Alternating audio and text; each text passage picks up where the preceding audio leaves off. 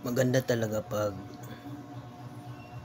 mayroon kang klaseng sideline, kasi hindi mo lang malayan, madami na palang pera mo. Pero marami din akong pinagdaanan na minsan nga malapit na bumigay yung katawan ko dahil sa araw-araw sa pagsisipag, pagtitiyaga at pagpursige. Kahit umuulan nga, maaraw, patuloy pa rin. Kaya hindi ka talaga maubusan ng pera pag masipag ka lang mag-alok ng mga klaseng paninda, basta nasa tamang proseso lang.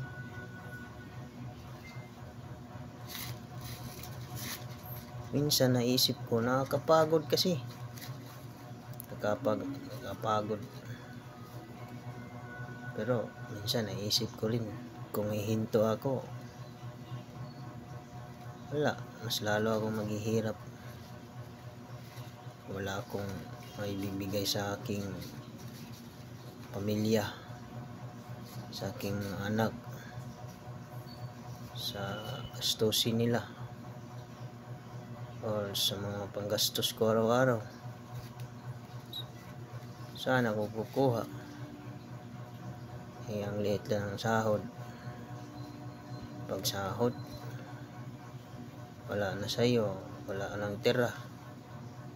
Kaya hindi talaga ako sumuko na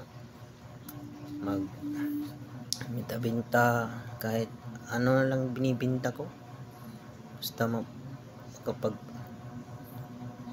kitaan lang ng mabuting paraan. Biruin mo, hopya lang to.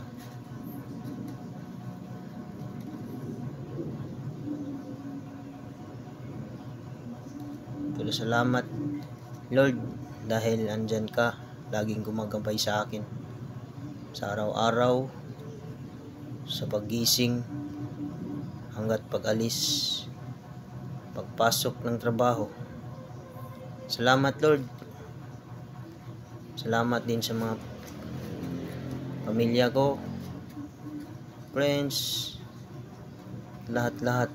Thank you.